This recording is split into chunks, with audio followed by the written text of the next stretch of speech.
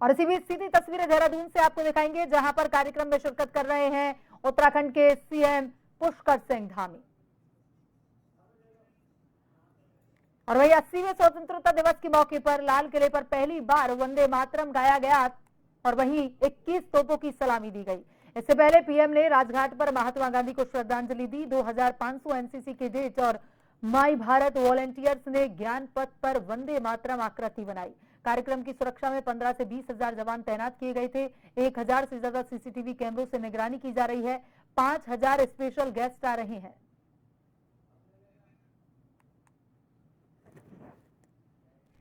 और इसी बीच सीधी तस्वीरें दिखाएंगे देहरादून से, जहां पर कार्यक्रम में शिरकत कर रहे हैं उत्तराखंड के सीएम पुष्कर सिंह धामी। सेठ जी एवं सभी यहाँ पर उपस्थित सभी महानुभाव, सभी अतिथिगण और इस कार्यक्रम में उपस्थित हमारे सभी बड़े बुजुर्ग, माताएं, बहनें, सभी मेरे नौजवान युवा साथियों, हमारे आंदोलनकारियों के सभी आए हुए परिजन, मीडिया के सभी मित्र, मैं आप सभी का आज के इस कार्यक्रम में आप सभी का हृदय से स्वागत करता हूं, आप सबका अभिनंदन करता हूं और आप सभी को स्वतंत्रता दिवस की हार्दिक बधाई एवं शुभकामनाएं देता हूं।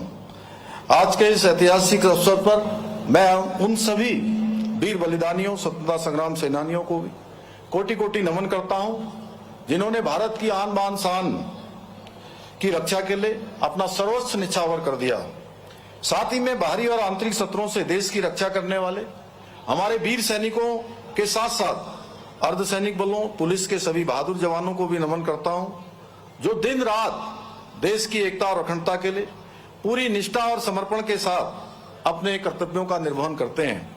मैं उत्तराखंड राज्य निर्माण के लिए अपना जीवन समर्पित कर देने वाले उन सभी राज्य आंदोलनकारियों को भी श्रद्धापूर्वक नमन करता हूं, जिनके संघर्ष और बलिदान के कारण ही हमें अपनी अलग पहचान और अपना अलग उत्तराखंड राज्य प्राप्त हुआ। मैं हाल ही में प्रदेश के विभिन्न क्षेत्रों में आई प्राकृतिक आपदाओं में प्रभावित हुए सभी परिवारों के प्रति भी गहरी संवेदनाएं व्यक्त करता हूं। मैं सभी आपदा प्रभावित परिवारों को यह विश्वास दिलाता हूं कि इस कठिन घड़ी में सरकार किसी भी प्रभावित परिवार को अकेला नहीं छोड़ेगी।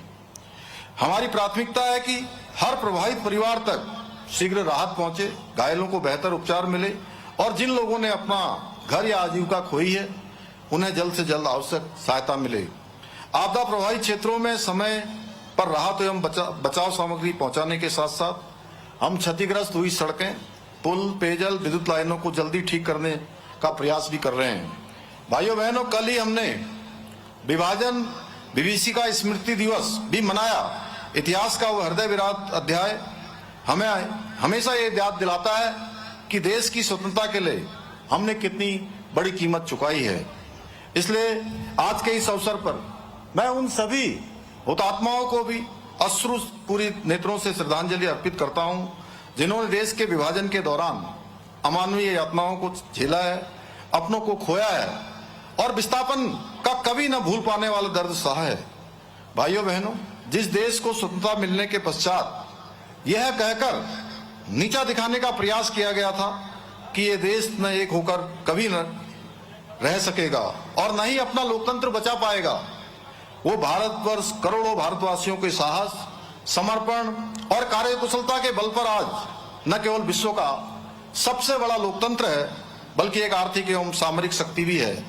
भाइयों बहनों, 2026 का ये वर्ष विभिन्न कारणों से ऐतिहासिक है, क्योंकि जहां इस वर्ष हम अपनी स्वतंत्रता के 80वें वर्ष में प्रवेश करने जा रहे हैं, वही राष्ट्रगीत वंदे मातरम की 150वीं वर्षगांठ भी मना रहे हैं। इसके साथ ही यह वर्ष सामाजिक समरसता के प्रेरणापुंज संत शिरोमणि रविदास जी महाराज का 650वां जयंती वर्ष होने के साथ साथ सिख पंथ के नवे गुरु तेग बहादुर जी का 350वां शहीदी वर्ष भी है। इतना ही नहीं, इस वर्ष राष्ट्र सेवा को समर्पित विश्व का सबसे बड़ा स्वयंसेवी संगठन राष्ट्रीय स्वयंसेवक संघ भी अपनी स्थापना के 100 वर्ष पूर्ण कर रहा है। संघ की एक शताब्दी की यात्रा संकल्प, संघर्ष और त्याग से राष्ट्र निर्माण तक की यात्रा है। भाइयों बहनों, राष्ट्र आज आदरणीय प्रधानमंत्री श्री नरेंद्र मोदी जी के कुशल नेतृत्व में विश्व मंच पर अपनी मजबूत उपस्थिति दर्ज करा रहा है। हमारे शास्त्रों में कहा गया है, जननी जन्मभूमिश्च स्वर्गादपि गरीयसी, अर्थात माता और मातृभूमि दोनों स्वर्ग से भी महान है। इसी भाव को अपने कार्यों का आधार बनाकर आदरणीय प्रधानमंत्री जी लगातार राष्ट्र सेवा के संकल्प के साथ निरंतर काम कर रहे हैं और आदरणीय प्रधानमंत्री जी ने देश को विकास की राह पर आगे ही नहीं बढ़ाया है, बल्कि 2047 में विकसित भारत का एक ऐतिहासिक संकल्प भी दिया है। और इसी संकल्प के साथ आज जहां एक और विश्व स्तरीय इंफ्रास्ट्रक्चर का विस्तार हो रहा है, सेमीकंडक्टर से लेकर अंतरिक्ष तक और रक्षा उत्पादन से लेकर आर्टिफिशियल इंटेलिजेंस तक, हर क्षेत्र में भारत आत्मनिर्भर बनने की दिशा में तेजी से आगे बढ़ रहा है। आज चाहे विज्ञान अनुसंधान और तकनीकी का क्षेत्र हो, स्टार्टअप की बात हो, खेल का मैदान हो या फिर योग और आयुर्वेद का विस्तार हो, भारत विश्व पटल पर अपनी एक अमिट छाप छोड़ रहा है। यही नए भारत की विशिष्ट सर्विस है, जहां विरासत भी है, विकास भी है और संस्कार भी है और विज्ञान भी है, जहां देश को विकसित राष्ट्र बनाने का विकल्प रही संकल्प भी है और उस संकल्प को सिद्धि तक पहुंचाने का सामर्थ्य भी है। भाइयों बहनों, हमारे प्रेरणा स्रोत पंडित दीनदयाल उपाध्याय जी ने कहा था, विकास की कसौटी वो व्यक्ति है जो पंक्ति में सबसे अंत में खड़ा है। इसी सोच के साथ आदरणीय प्रधानमंत्री जी के नेतृत्व में आज देश में चलाई जा रही उज्ज्वला योजना, प्रधानमंत्री गरीब कल्याण अन्न योजना, पीएम आवास योजना, स्वच्छ भारत अभियान, आयुष्मान भारत, गरीब कल्याण अन्न वितरण जैसी अनेक जन कल्याणकारी योजनाएं करोड़ों नागरिकों का जीवन बदल रही हैं। इन योजनाओं ने देश के आम नागरिक के जीवन में सम्मान, आत्मविश्वास और बेहतर भविष्य का विश्वास पैदा किया है। इतना ही नहीं, आदरणीय प्रधानमंत्री जी के नेतृत्व में देश में ऐसे कई ऐतिहासिक निर्णय लिए गए हैं जिनकी पहले कल्पना करना भी कठिन था। कश्मीर से धारा 370 की समाप्ति, अयोध्या में प्रभु श्री राम का भव्य मंदिर का निर्माण, ट्रिपल तलाक जैसी सामाजिक कुप्रथा का अंत, नागरिक संशोधन कानून जैसी कई महत्वपूर्ण निर्णय इसके प्रमाण हैं। आज हमारा देश रक्षा क्षेत्र में भी आत्मनिर्भर बनने की दिशा में तेज गति से आगे बढ़ रहा है। मेक इन इंडिया के तहत अब देश में आधुनिक हथियार, लड़ाकू विमान और पनडुब्बियां बन रही हैं। आज हमारी सेना का मनोबल और रक्षा बलों का आत्मविश्वास अभूतपूर्व ऊंचाई पर है। चाहे वो सर्जिकल स्ट्राइक हो, एयर स्ट्राइक हो या फिर ऑपरेशन सिंदूर हो, हमने पूरी दुनिया को दिखा दिया कि आज का नया भारत दुश्मन की गोली का जवाब गोलों और मिसाइलों से देता है। भाइयों बहनों, हम सभी जानते हैं कि उत्तराखंड देवभूमि होने के साथ साथ वीर भूमि भी है। हमारे यहाँ का हर दूसरा परिवार देश की रक्षा में अपना योगदान देता है। इसलिए हमारी सरकार अपने वीर सैनिकों, पूर्व सैनिकों और उनके परिवारों को कल्याण के लिए पूरी निष्ठा के साथ समर्पित भाव से काम कर रही है।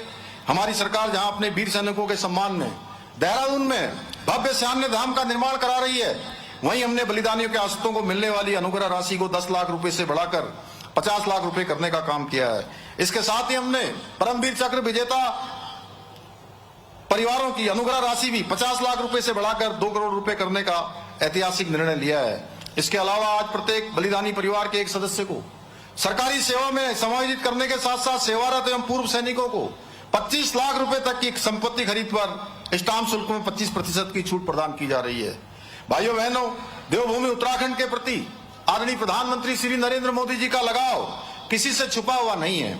जब प्रधानमंत्री जी देवभूमि पर पधारे हैं, उन्होंने प्रदेश के विकास को एक नई दिशा और गति देने का काम किया है।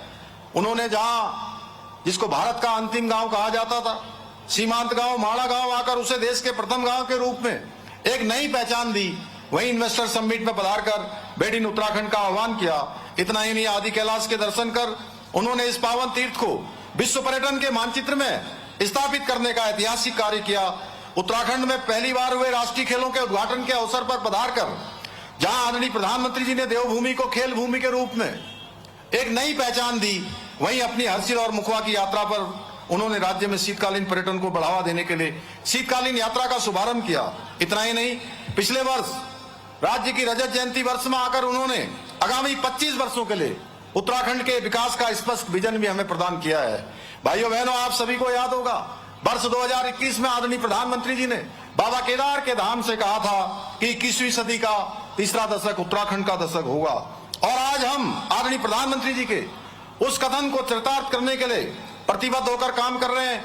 हमारी सरकार ने वर्ष 2035 तक विकसित उत्तराखंड के निर्माण का लक्ष्य निर्धारित किया है और इसके लिए जहां हम एक और शिक्षा, स्वास्थ्य, बिजली, सड़क, पेयजल और हवाई कनेक्टिविटी जैसी मूलभूत आवश्यकताओं को बेहतर बनाने का प्रयास कर रहे हैं। वहीं हमने 30 से अधिक विशिष्ट नीतियां बनाकर राज्य के सर्वांगीण विकास का विस्तृत रोड मैप भी तैयार किया है। हमने RRR अर्थात रोड, रेल और रोपवे का फोकस करते हुए जहां राज्य में सड़कों का विस्तार किया है, वहीं ऋषिकेश कर्णप्रयाग रेल परियोजना द्वारा पहाड़ों तक रेल पहुंचाने के स्वप्न को साकार करने के लिए भी हम तेजी से काम कर रहे हैं। दिल्ली देहरादून एक्सप्रेस का उदाहरण आप सभी के सामने है, जिसने प्रदेश की राजधानी से देश की राजधानी तक पहुंचने में लगने वाले समय को अभूतपूर्व रूप से कम करने का काम किया है। इतना ही नहीं, आज राज्य में रोपवे कनेक्टिविटी को विस्तार देने के लिए केंद्र सरकार के सहयोग से विभिन्न परियोजनाओं पर कार्य किया जा रहा है। भाइयों बहनों, ये डबल इंजन सरकार का कमाल है कि वर्षों से लंबित जमरानी, लखवाड़, किसाऊ तथा सोंगबात परियोजनाओं पर आज तेजी से कार्य किया जा रहा है।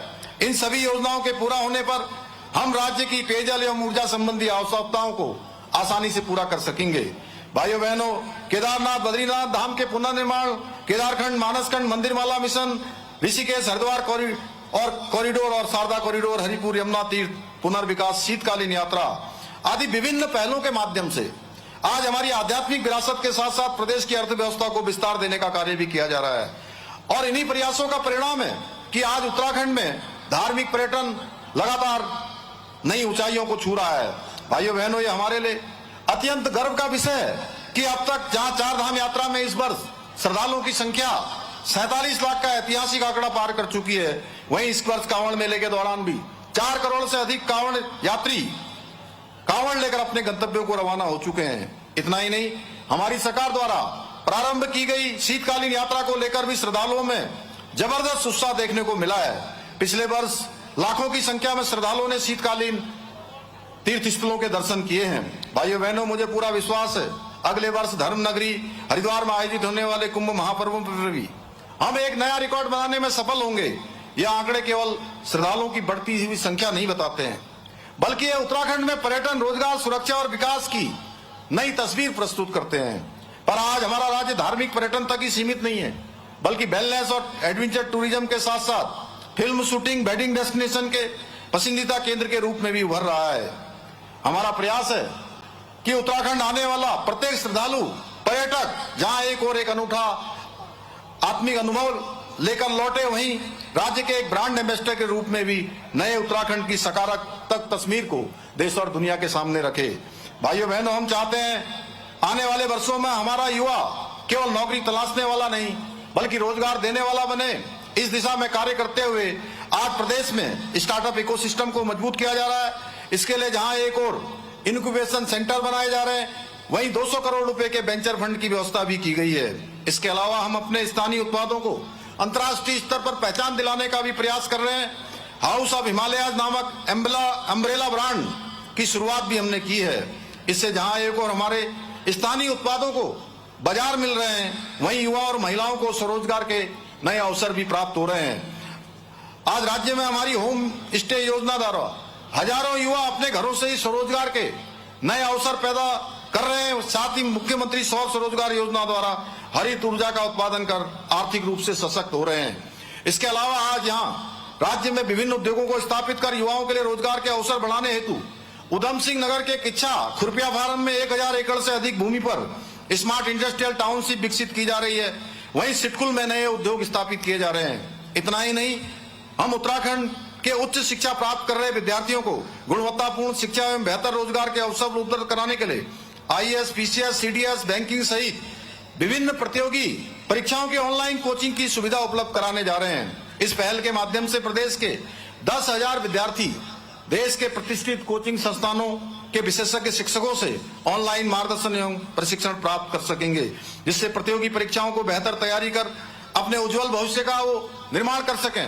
भाइयों बहनों, हमारा प्रयास है कि उत्तराखंड के सरकारी विद्यालयों में पढ़ने वाला कोई भी प्रतिभाशाली विद्यार्थी केवल संसाधनों के अभाव में अपने सपनों से वंचित न रहे और उसे देश की प्रतिष्ठित प्रतियोगी परीक्षाओं की तैयारी के लिए गुणवत्तापूर्ण शिक्षा और समान अवसर मिल सके।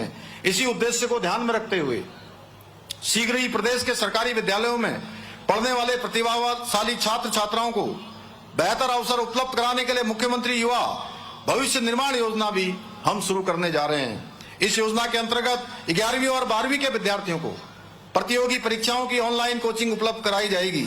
प्रथम चरण में प्रदेश के 10,000 छात्र छात्राओं को निःशुल्क ऑनलाइन कोचिंग दी जाएगी।